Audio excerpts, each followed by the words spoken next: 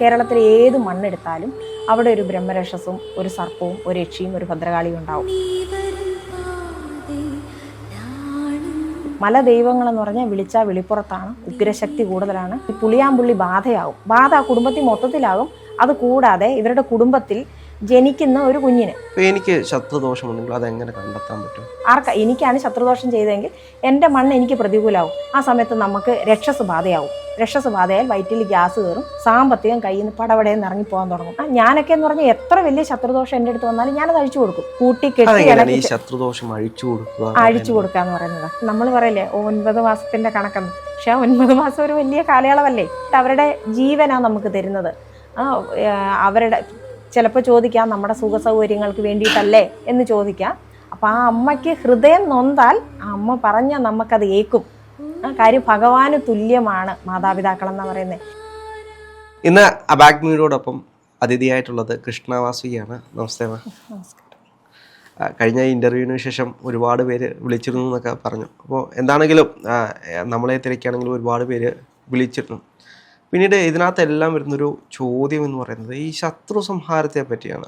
യഥാർത്ഥത്തിൽ എന്താണ് ഈ ശത്രു സംഹാരം? അങ്ങനെ ശത്രുക്കളെല്ലാം സംഹരിച്ചു കളയാൻ കഴിയുമോ? ശത്രു സംഹാരം ഉദ്ദേശിക്കുന്നത് ശത്രുവിനെ നിഗ്രഹിക്കുക എന്നുള്ള അർത്ഥത്തിലല്ല. ഒരു ശത്രുദോഷം വന്നാൽ അതിനെ നമ്മളെങ്ങനെ മറികടക്കുക എന്നുള്ളത് വെച്ചിട്ടാണ്. ഇപ്പം നമ്മളൊരു ക്ഷേത്രത്തിൽ പോയിട്ട് ശത്രു സംഹാര പൂജ ചെയ്യുമ്പോൾ അവിടെ സംഭവിക്കുന്നത് ആ ശത്രുവിനെ ഭഗവാൻ അങ്ങ് ഇല്ലായ്മ ചെയ്യുകയല്ല ചെയ്യുന്നത്. അവരിൽ നിന്ന് നമ്മളിലേക്ക് വരാനായിട്ട്, ആ ശത്രുദോഷം വരാനായിട്ട് ഒരു മൂല കാരണമുണ്ട്. ആ കാരണത്തെയാണ് നമ്മൾ ഇല്ലാതാക്കുന്നത്. നമ്മളൊരു പൂജ ചെയ്യുമ്പോഴും ബേസിക്കായിട്ട് സംഭവിക്കുന്നത് അങ്ങനെയാണ്. നമുക്കൊരു പഴുതില്ലാണ്ട് നമ്മളിലേക്ക് ഒരാൾക്ക് എൻ്റർ ചെയ്യാൻ പറ്റത്തില്ല. നേരിട്ട് കയറി വന്ന് നമ്മളെ അറ്റാക്ക് ചെയ്യാൻ പറ്റത്തില്ല. അപ്പം നമ്മളെ തടയാനായിട്ട് എപ്പോഴും നമ്മുടെ മണ്ണിൽ ഒരു ബ്രഹ്മരക്ഷസ് അല്ലെ ഒരു യക്ഷി സാന്നിധ്യം, അതോടൊപ്പം ഒരു സർപ്പം, ഒരു ഭദ്രകാളി, ഇങ്ങനെ കുറേ എല്ലാ മണ്ണിലും ഉണ്ട്. കേരളത്തിലെ ഏത് മണ്ണെടുത്താലും അവിടെ ഒരു ബ്രഹ്മരക്ഷസും ഒരു സർപ്പവും ഒരു യക്ഷിയും ഒരു ഭദ്രകാളിയും ഉണ്ടാവും.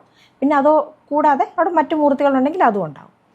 ആദ്യം ഒരാൾക്കെതിരെ ഒരു ശത്രുദോഷം ചെയ്യുമ്പോൾ ആ മണ്ണിലിരിക്കുന്ന മൂർത്തി അതിനെ തടയും. ചെയ്യാൻ പറ്റില്ല എന്ന് പറഞ്ഞ് തടയും. അപ്പോൾ ഭയങ്കര ശക്തിയുള്ള മാന്ത്രികനാണ് ഈ മന്ത്രവാദം ചെയ്യുന്നതെങ്കിൽ ഇതിനെ കൂടെ യോജിപ്പിക്കും. അപ്പോൾ ഇവരും കൂടെ അതിനകത്ത് പെട്ടുപോകും. പിന്നീട് ഇവരുടെ ധർമ്മദേവത തടയും. ഇവർക്കൊരു ധർമ്മദേവതയുണ്ട്. ആ ധർമ്മദേവതയെ ഇവർ ആചരിച്ചാലും ആചരിച്ചില്ലെങ്കിലും ഇത് ഇവരുടെ കൂടെ തന്നെ നിൽക്കുന്ന, നോർമലായിട്ട് ശത്രുദോഷം ഒന്നും വരാത്ത ഒരാൾക്ക് എപ്പോഴും അനുഗ്രഹം കിട്ടിക്കൊണ്ടിരിക്കും. പക്ഷേ ശത്രുദോഷം വന്നു കഴിയുമ്പോൾ ഇവർ തടയുമ്പം ഇവരും കൂടെ അതിനകത്ത് പന്തി ഇണങ്ങി പോവുക. ഇവരറിഞ്ഞുകൊണ്ട് ചെയ്യുന്നതല്ല, തടയുമ്പോൾ അതിനകത്തോട്ടങ്ങ് യോജിച്ച് പോവുക ചെയ്യുന്നത്. യോജിക്കുമ്പോൾ ഇവർ ഓട്ടോമാറ്റിക്കലി നമുക്കെതിരെ തിരിയും. ആ തിരിയുന്നത് വരെ നമുക്ക് ധർമ്മദേവതയെ കൊണ്ട് വിഷയമില്ല. കുറച്ചുകൂടെ കൂടിയ മാന്ത്രികരൊക്കെ ആണെങ്കിൽ ദേശം കൂടെ പന്തി കണക്കും. അപ്പം ദേശക്ഷേത്രത്തിൽ പോയാലും നമുക്ക് വഴിയില്ല. അങ്ങനെയുള്ള സമയത്താണ് പുറത്തുനിന്ന് ഒരു കർമ്മിയെ വിളിച്ചിട്ട് ആ ദോഷം തീർക്കേണ്ടതായിട്ട് വരുന്നത്. ദേശം പിന്നെ ഈ മല അനുഗ്രഹമുള്ളവനെ പൂട്ടാൻ വലിയ പാടാണ്. കാര്യം അവനെ വീഴ്ത്തണമെങ്കിൽ ദേശത്തിരിക്കുന്ന ഒരു മന്ത്രവാദിയെ കൊണ്ടൊന്നും പറ്റത്തില്ല. ഒരു മലയാണ് ഏറ്റവും ടോപ്പ്. അതിന് മുകളിലുണ്ടോയെന്ന് ചോദിച്ചാൽ ഉണ്ട്. പക്ഷെ എന്നാലും ഇപ്പോഴത്തെ ഒരു നമ്മുടെ കേരളത്തിൻ്റെ ഒരു വെച്ചിട്ട് മല തന്നെയാണ് ഏറ്റവും ടോപ്പായിട്ട്. അതുകൊണ്ടാണ് ഈ മലയിലിരിക്കുന്ന ദേവതകൾക്കൊക്കെ ചൈതന്യം കൂടുതൽ. അവർക്ക് ഉഗ്രശക്തി ഭയങ്കര കൂടുതലാണ്. മലദൈവങ്ങളെന്ന് പറഞ്ഞാൽ വിളിച്ചാൽ വിളിപ്പുറത്താണ്, ഉഗ്രശക്തി കൂടുതലാണ്. അവർക്ക് പ്രകൃതിയിൽ നിന്ന് നേരിട്ടുള്ള വസ്തുക്കൾ കൊടുത്താലും അവർ പ്രീതിപ്പെടും. ഉഗ്രശക്തിയും കൂടുതലാണ്, അതേപോലെ അനുഗ്രഹശക്തിയും കൂടുതലാണ്. പക്ഷെ വേണ്ട വിധത്തിൽ ആചരണം കിട്ടാതെ പോവുക. അവരെ നോക്കി പരിപാലിച്ച് എടുത്ത് അങ്ങനെ കൊണ്ടുപോകാത്തത് കൊണ്ട് അവർക്ക് കുറച്ച് പ്രശ്നങ്ങളുണ്ട്. മറ്റൊരു ചോദ്യം എന്ന് പറയുന്നത്, ഇപ്പോൾ നമുക്ക് ശത്രുദോഷമുണ്ടെങ്കിൽ, ഇപ്പോൾ എനിക്ക് ശത്രുദോഷമുണ്ടെങ്കിൽ അതെങ്ങനെ കണ്ടെത്താൻ പറ്റും? ശത്രുദോഷം വരുമ്പോഴേ ആദ്യം ഞാൻ പറഞ്ഞില്ലേ, ഇപ്പോൾ ഒരാളുടെ വരുമാനത്തെ ബേസ് ചെയ്തിട്ടാണ് എല്ലാവർക്കും ശത്രുദോഷം ചെയ്യുന്നത്. കാര്യം ഒരാൾ നന്നായി പോകുന്നത് മറ്റൊരാൾക്ക് അത്ര സഹിക്കാൻ പറ്റുന്ന കാര്യമല്ല. എന്നാൽ അപ്പോൾ ഇവരെ ഒതുക്കാൻ നോക്കുന്നത്, ഇവരെ ഒതുക്കുന്ന സമയമുണ്ടെങ്കിൽ സ്വയം നന്നാകാനായിട്ടുള്ള പൂജയോ മന്ത്രവാദമോ ചെയ്ത് വേണേൽ രക്ഷപ്പെടാം. ആ വഴി ചിന്തിക്കത്തില്ല. അത് കുറച്ചുകൂടെ സമയം എടുക്കുമല്ലോ. അപ്പോൾ ഇതാകുമ്പോൾ പെട്ടെന്ന് അങ്ങ് പറ്റുമല്ലോ എന്ന് വിചാരിച്ചിട്ട് ആരെയും കൊണ്ടെങ്കിലും ഒരു മന്ത്രവാദം ചെയ്യിപ്പിക്കുമ്പോൾ സംഭവിക്കുക, മണ്ണിലെ ദേവത ആദ്യം തടയുന്ന ആ മണ്ണ് ഇവൻ പ്രതികൂലമാവുക ചെയ്യുന്നത്. എനിക്കാണ് ശത്രുദോഷം ചെയ്തതെങ്കിൽ എൻ്റെ മണ്ണ് എനിക്ക് പ്രതികൂലമാവും. അപ്പോൾ ആ ദേവതയ്ക്ക് നമ്മളോട് നേരിട്ട് വന്ന് കമ്മ്യൂണിക്കേറ്റ് ചെയ്യാൻ പറ്റാതെ വരുമ്പോൾ നമുക്ക് പറ്റുന്ന വരുമാനത്തിലാണ് പ്രശ്നമെങ്കിൽ ആ സമയത്ത് നമുക്ക് രക്ഷസ് ബാധയാൽ വയറ്റിൽ ഗ്യാസ് കയറും, ചങ്കത്തോട്ട് വന്ന് വിലങ്ങാൻ തുടങ്ങും, സാമ്പത്തികം കയ്യിൽ നിന്ന് പടപടയെന്ന് ഇറങ്ങിപ്പോകാൻ തുടങ്ങും. പിന്നെ വീട്ടിൽ കലഹമായി, അവിടെ ഒരു ഭദ്രയുണ്ടെങ്കിൽ വീട്ടിൽ കലഹമായി, ആ കൂടെ സർപ്പം ഉണ്ടെങ്കിൽ പിന്നെ ചൊറിച്ചിലായി, അലർജിയായി, അസുഖമായി, കഫക്കെട്ടായി, പിന്നെ പ്രശ്നമാണ് പിന്നെ വരുന്നത്. അങ്ങനെയാണ് വരിക. ധർമ്മദേവതയും കൂടെ അതിനകത്ത് ഇടയും, പിന്നെ പിതൃ ചിലപ്പോൾ അതിനകത്ത് പന്തി ഇണങ്ങും. നമ്മളെ പ്രൊട്ടക്റ്റ് ചെയ്യാൻ എല്ലാവർക്കും ഉണ്ട്, ദേവതകൾ നിൽപ്പുണ്ട്. പക്ഷേ ശത്രുദോഷം വരുമ്പോൾ ഇവരെല്ലാവരും തടയാൻ ചെല്ലുന്ന കൂടെ ഇവരെയും കൂടെ അതിനകത്തോട്ട് പിടിച്ചു ചേർക്കും. അപ്പോഴാണ് നമ്മുടെ ദേവത മൊത്തവും നമുക്ക് എതിരാകുന്നത്. അല്ലാതെ ഒരിക്കലും അല്ലെ പിന്നെ അതിശക്തമായ മാന്ത്രിക പാരമ്പര്യത്തിലൊക്കെ ഉള്ളവർക്കാണെങ്കിൽ ശത്രുദോഷമൊന്നും വരാതെ തന്നെ ആചരണം കൊടുക്കാതെ വരുമ്പോൾ ദേവത നമുക്കെതിരെ ആവും. ആചരിക്കണം എന്നുള്ളൊരു സൂചന നമുക്ക് തരുന്ന ഒരു ദേവനും നമ്മളോട് പ്രത്യേകമായ വിരോധമില്ല. നമ്മളെ ഇഷ്ടക്കേടൊന്നുമില്ല, എന്നാൽ ഇവനെ ഞാൻ തീർത്തിട്ടേ ഉള്ളൂ എന്ന് പറഞ്ഞ് ഒരു ദേവനും നിൽക്കുന്നില്ല. ഒന്നുകിൽ ശത്രുദോഷം വരുമ്പോൾ, അതല്ലെങ്കിൽ ആചരണം കിട്ടാതെ വരുമ്പോൾ, ഈ രണ്ട് കാര്യത്തിൽ മാത്രമേ ദേവത എതിരാവത്തുള്ളൂ. ദേവത ഡയറക്റ്റ് എതിരാകുന്നതല്ല, തിരിക്കുന്നതാണ്. പക്ഷേ ഇന്നത്തെ കാലത്ത് ഇന്നും ഇത്തരത്തിൽ ശത്രുദോഷം ചെയ്യാനും അല്ലെങ്കിൽ കൂടോത്രം ചെയ്യാനും ഒക്കെ ജ്യോത്സ്യന്മാർ അല്ലെങ്കിൽ മന്ത്രവാദികളുണ്ട് എന്നൊരു യാഥാർത്ഥ്യമാണ്. ഉണ്ട്, ജ്യോത്സ്യന്മാർ കൂടോത്രം ചെയ്യുന്നുള്ളതായിട്ട് അറിയത്തില്ല. പക്ഷേ മാന്ത്രികം ചെയ്യുന്നവരുണ്ട്, ദുർമന്ത്രവാദം ചെയ്യുന്നവരുണ്ട്. അതൊക്കെ ധാരാളം എഫക്ട് ചെയ്യുന്നോണ്ടാണല്ലോ പല വലിയ വലിയ കുടുംബങ്ങളിൽ വലിയ തകർച്ച, ഭയങ്കര ഹൈപ്പിൽ നിന്നിട്ട് ഒറ്റയടിക്ക് താഴെ പോകുന്ന ആൾക്കാരുണ്ട്. പക്ഷെ ഇവരാരും ഈ ഒരു മീഡിയയ്ക്ക് മുന്നേ വന്നിരുന്ന് പറയത്തില്ല നമ്മളൊരു ശത്രുദോഷം ഇല്ലേ, ഞാനൊരു ദുർമന്ത്രവാദം ചെയ്യുന്ന ഒരാളാണെന്ന് അവർ പറയത്തില്ല. അവരെല്ലാവരും എപ്പോഴും ഒരു മറ ഇട്ട് ആ മറയ്ക്കുള്ളിലേ നിൽക്കത്തുള്ളൂ. പുറത്തേക്ക് അവരാരും വന്ന് പറയത്തില്ല. അവരവിടെ ഇരുന്നുകൊണ്ടാണ് ഈ പരിപാടികൾ മുഴുവനും ചെയ്തു കൂട്ടുന്നത്. പക്ഷെ അവരും ചിന്തിക്കേണ്ട ഒരു കാര്യം, അവർക്കും മേലെ ആളുണ്ട്. ഞാനൊക്കെ എന്ന് പറഞ്ഞാൽ എത്ര വലിയ ശത്രുദോഷം എൻ്റെ അടുത്ത് വന്നാലും ഞാനത് അഴിച്ചു കൊടുക്കും. അത് എത്ര വലിയ ശത്രുദോഷം അഴിച്ചു കൊടുക്കുക എന്ന് പറയുന്നത്, അത് ഓരോ മൂർത്തികളെ പന്തി ഇണക്കുക എന്ന് പറയും. ഇതിനകത്തേക്ക് പന്തി ഇണക്കുക. അപ്പൊ ദ്രാവിഡ രീതിയിലാണെങ്കിൽ നാളികേരത്തിൽ ഒഴിഞ്ഞ് നമുക്ക് വെട്ടിത്തിരിച്ച് അതങ്ങ് പോകും. ആ ശത്രുദോഷം അവിടെ മാറുന്ന. പക്ഷേ ഈ നാളികേരത്തെ വെട്ടിത്തിരിക്കുമ്പോൾ ശ്രദ്ധിക്കേണ്ട കാര്യമുണ്ട്. വള്ളിയങ്കാവ് ക്ഷേത്രത്തെ പറ്റി ഞാൻ മുമ്പ് പറഞ്ഞിട്ടുണ്ടെന്ന് തോന്നുന്നു. അവിടെ ഒരു വള്ളിക്കെട്ട് 5 മൂർത്തികൾ എന്ന് പറഞ്ഞിട്ടൊരു മൂർത്തിയുണ്ട്. അതിനെയൊക്കെ വിളിച്ചിറക്കി മന്ത്രവാദം ചെയ്യുന്ന ആൾക്കാരുണ്ട്. അവരെയൊക്കെ വെച്ച് ചെയ്തിട്ടുണ്ടെങ്കിൽ നാളികേരത്തിലോട്ട് ആവാഹിക്കുമ്പം നമ്മുടെ മൂർത്തി ഇതിനകത്തുണ്ട്, നമ്മുടെ ശത്രുദോഷത്തിൽ നമ്മുടെ മൂർത്തിയുണ്ട്. വെട്ടിത്തിരിക്കുമ്പോൾ നമുക്കൊട്ടുകൂടെ പണി കിട്ടും. അപ്പം പല ദ്രാവിഡരും തോറ്റുപോയതും അവിടെയാണ്. കാര്യം ഇവർ ഡയറക്റ്റ് കളത്തിലോട്ട് ചെല്ലുന്നു, വെട്ടിത്തിരിച്ചു. കാര്യം ഇവർക്ക് സമയമില്ല. ഇതിങ്ങനെ നോക്കി അഴിച്ചെടുക്കുക. അത് ഞാൻ ആ പോയിന്റ് വ്യക്തമായിട്ട് പറഞ്ഞുതരാം. അതിങ്ങനെ ഓരോന്നായിട്ട് ഇങ്ങനെ അഴിച്ചെടുക്കുക എന്ന് പറഞ്ഞാൽ അത് അവർക്ക് കുറച്ച് പാടാണ്, കുറേ സമയം വേണ്ടി വരും അതിന്. അപ്പോൾ അതുകൊണ്ട് ഇവർ പെട്ടെന്ന് ഈ കളം അങ്ങ് തീർക്കാൻ വേണ്ടിയിട്ട് നാളികേരത്തിലോട്ട് ഒഴിഞ്ഞും വെട്ടി അങ്ങോട്ട് തിരിക്കും. ഇല്ല ചിരട്ടയ്ക്കകത്ത് മഞ്ഞളും ചുണ്ണാമ്പും കൂടെ വെച്ച് കുരുതി കലക്കി വെക്കും, വെട്ടി അങ്ങ് തിരിക്കും, കയറി പോകാം. നമുക്ക് ആ ദോഷം മാറും. ദോഷം മാറാൻ നമുക്ക് കൃത്യശങ്കിലും കവടിയിലും ഒക്കെ രാശി കിട്ടും. ആൾക്കാർക്ക് ആ അസുഖമൊക്കെ ആ സ്പോട്ടിൽ മാറുകയും ചെയ്യും. പക്ഷേ അതും തെറ്റാണ്. വെട്ടിത്തിരിക്കലല്ല ശരിയായ മാർഗം. ഏത് മൂർത്തിനെയാണ് ഇതിനകത്ത് പന്തി ഇണക്കിയിരിക്കുന്നത്, ആ പന്തി ഇണക്കിയിരിക്കുന്ന മൂർത്തിനെ മാറ്റി നിർത്തണം. നമ്മുടെ ആ കർമ്മത്തിൽ നിന്നും വിളിച്ച് മാറ്റി നിർത്തണം. നമ്മുടെ ശത്രുഭാവത്തിൽ നിന്ന് ഇപ്പം നമ്മളോട് തിരിഞ്ഞാ നിൽക്കുന്നവർ നമുക്ക് അനുകൂലമല്ല, നമുക്ക് അനുകൂലമാക്കിയെടുക്കണം. ഓരോന്നിനെ അനുകൂലമാക്കി എടുത്തതിന് ശേഷം പിന്നെ അവിടെ ശത്രുദോഷം ഇല്ല. ദേവത തിരിയുമ്പോഴാണ് അവിടെ ശത്രുദോഷം ആവുന്നേ. ആ ദേവത നമുക്ക് അനുകൂലമായാൽ മതി, പിന്നെ അവിടെ ശത്രുദോഷം ഇല്ല. ഈ നമുക്കെതിരെ ആരും കൂടോത്രം ചെയ്യാതെ അല്ലെങ്കിൽ ഇതൊന്നും ചെയ്യാതെ നമുക്ക് ശത്രുദോഷം ഉണ്ടാവുമോ? അങ്ങനെ ഉണ്ടാവത്തില്ല. ചിലരെ ഞാൻ പറഞ്ഞു കേട്ടിട്ടുണ്ട്, ചില കുടുംബ ദേവതകളൊന്നും നോക്കാതെ നശിപ്പിക്കാതാവുമ്പോ അത് ശത്രുഭാവത്തിലേക്ക് വരുമെന്ന് കേട്ടിട്ടുണ്ട്. അതെങ്ങനെയാണ്? ആചരണം ഇല്ലാതെ വരുമ്പോ, ആചരണം കിട്ടാതെ വരുമ്പോ ദേവത ശത്രുഭാവത്തിലേക്ക് വരും. അപ്പൊ അതെങ്ങനെയാണ് ആ ദോഷം മാറ്റുന്നത്? അവർക്ക് ആചരണം കൊടുക്കുക എന്നുള്ളതേ ഉള്ളൂ. അവരെ ആചരിക്കുക. അവരെ ഈ പുളിയാമ്പുള്ളി, പഴയ ഈ ഈഴവ കുടുംബങ്ങളിൽ ഈ കള്ളിജത്ത് സമ്പ്രദായത്തിന് വേണ്ടിയിട്ട് ഈ പുളിയാമ്പുള്ളിനെ എടുത്തു വെക്കും. പുളിയാമ്പുള്ളി എന്ന് പറഞ്ഞാൽ ശരിക്കും പുളിയാമ്പുള്ളി നമ്പൂരിച്ച് അദ്ദേഹം കരുവാണ്. അദ്ദേഹം ആരുടെ ധർമ്മദേവതയൊന്നുമല്ല, കരുവാണ്, പുറത്തുനിന്ന് എടുക്കുന്നതാണ്. നമ്മുടെ ധർമ്മദേവത എന്ന് പറഞ്ഞാൽ നമ്മുടെ കാരണവന്മാർ 5 തലമുറ കണ്ടിന്യൂസ് ആയിട്ട് ഇങ്ങനെ ആചരിച്ചു വരുന്നതാണ് നമ്മുടെ ധർമ്മദേവത എന്ന് പറയുന്നത്. പക്ഷെ പുളിയാമ്പുള്ളി കരുവായതുകൊണ്ട് ഈഴവ കുടുംബങ്ങളിൽ പലരും ഇദ്ദേഹത്തെ എടുത്തു വെച്ച് ആചരിക്കും. എന്നിട്ട് കോഴി വെട്ടിയൊക്കെ കൊടുക്കും. അങ്ങനെ കൊടുക്കുന്ന കുടുംബങ്ങൾ ഇപ്പോഴും ഉണ്ട്, എനിക്കറിയാവുന്ന കുടുംബങ്ങളും ഉണ്ട്, കൊടുക്കും. പക്ഷെ പിന്നീട് പിൽക്കാലത്ത് ഇവർ സാമ്പത്തിക അഭിവൃദ്ധിയൊക്കെ നേടി കുറേ കാലം കഴിയുമ്പോൾ പിന്നെ ഇതിനെ നോക്കത്തില്ല. അന്നേരം വരുന്ന തലമുറയ്ക്ക് ഇത് വലിയ ബാധ്യതയായിട്ട് തോന്നും. ഇപ്പം തന്നെ ഒരുപാട് പേരുണ്ടല്ലോ, ഞാൻ നിരീശ്വരവാദിയാണെന്ന് അഭിമാനത്തിൽ പറയുന്നവർ, ഒരു പണി കിട്ടുന്നത് വരെ ഇല്ല അവർക്കൊരു അനുഭവം ഉണ്ടാകുന്നത് വരെ അവർ നിരീശ്വരവാദിയാണ്. അപ്പോൾ ഇങ്ങനെ ഈ കരുവിനെ എടുത്തു വെച്ചിട്ട് പിന്നെ നോക്കാതെ വരുമ്പോൾ ഈ പുളിയാമ്പുള്ളി ബാധയാവും. ബാധ ആ കുടുംബത്തിൽ മൊത്തത്തിലാകും. അത് കൂടാതെ ഇവരുടെ കുടുംബത്തിൽ ജനിക്കുന്ന ഒരു കുഞ്ഞിന് നമ്മൾ പുറത്തുനിന്ന് കരുവെടുത്താൽ അങ്ങനെ ഒരു പ്രശ്നമുണ്ട്. അതിൻ്റെ ചൈതന്യത്തിൽ നമ്മുടെ കുടുംബത്തിൽ ഏതെങ്കിലും ഒരു കുട്ടി ജനിക്കും. അപ്പോൾ ആ ജനിക്കുന്ന കുഞ്ഞാണ് ഇദ്ദേഹത്തിന് വിളക്ക് വെക്കേണ്ടി വരിക. അപ്പോൾ ആ കൊച്ച് ജനിക്കുമ്പോൾ മുതലേ ഇതിന് വയറിനും നെഞ്ചിനും ഒക്കെ പ്രശ്നം ഉണ്ടാകും.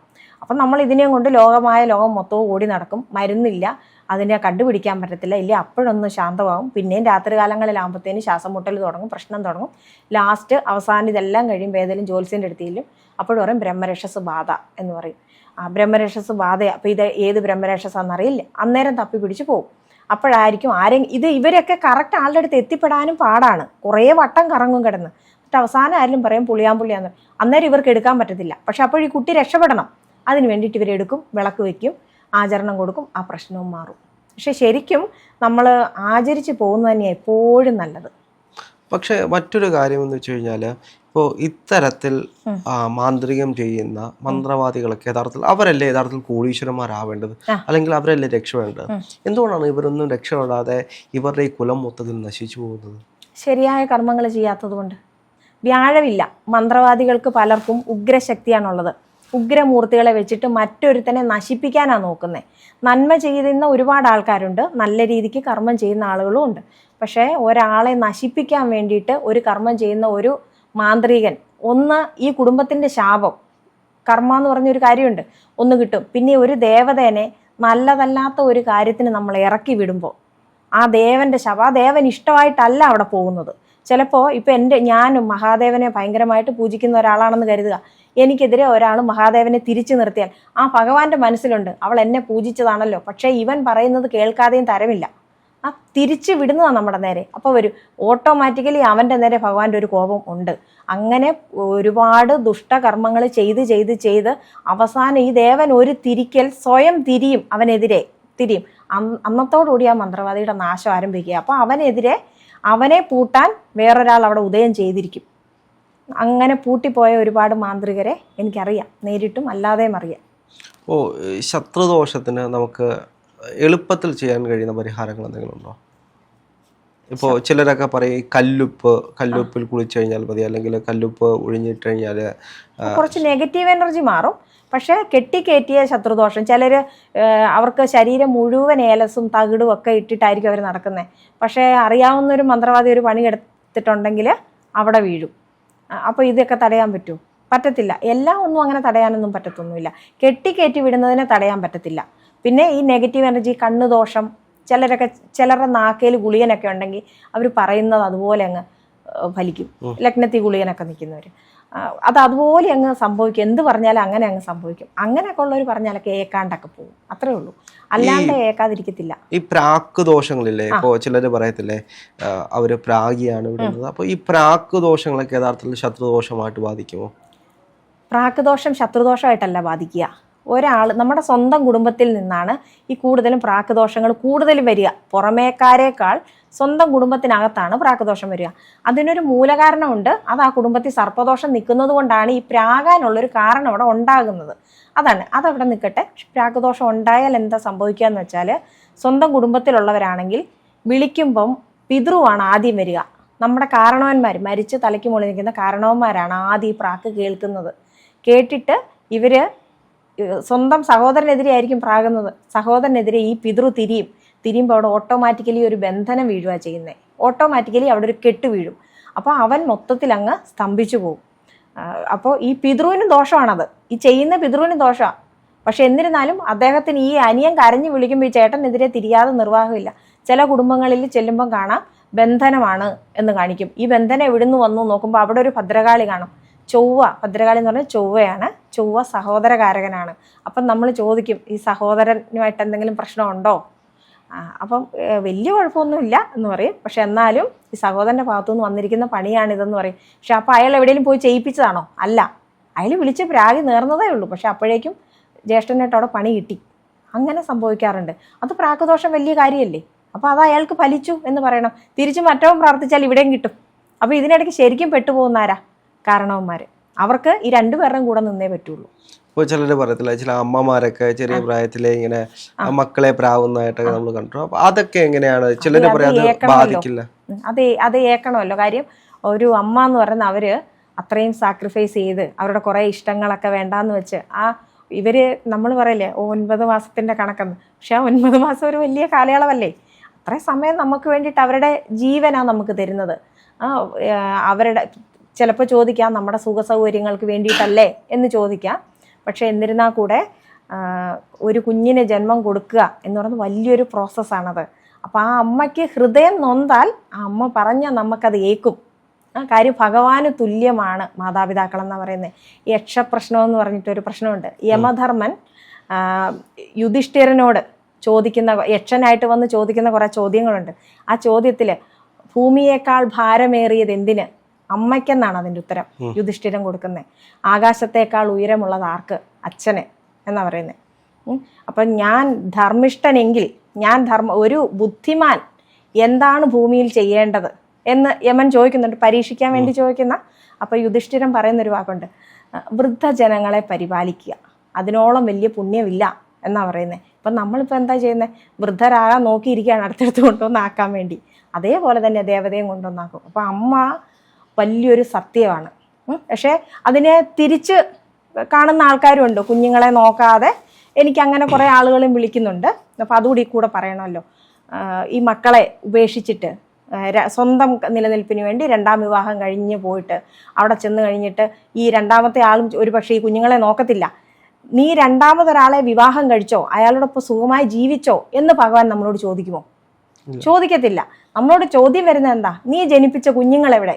അവരിപ്പോൾ നരകയാതനയിൽ കിടക്കുന്നല്ലോ, ഇല്ലേ അവർ അന്യൻ്റെ വീട്ടിൽ കഷ്ടപ്പെടുന്നല്ലോ, എന്തുകൊണ്ട് നീ നോക്കിയില്ല? നീ വലിച്ചെറിഞ്ഞ് പോന്നപ്പോൾ അവൻ എന്ത് സംഭവിച്ചു, ഇല്ലേ അവൾക്ക് എന്ത് സംഭവിച്ചു, അവൻ്റെ കണ്ണുനീരും വേദനയും നീ കണ്ടോന്ന് ഭഗവാൻ നമ്മളോട് ചോദിക്കും. പക്ഷെ നമ്മൾ 2ാമതൊരു വിവാഹം കഴിച്ചോ, നമ്മൾ സുഖമായിട്ട് ജീവിച്ചോ, ഇതൊന്നും ഭഗവാൻ അന്വേഷിക്കുകയില്ല. നമ്മൾ ചെയ്യുന്ന തെറ്റുകൾക്കാണ് ചോദ്യം ഉണ്ടാവുക. നന്മകൾ അത് ചെയ്യേണ്ടതാ, അതങ്ങ് ചെയ്തു പോയിക്കോണം.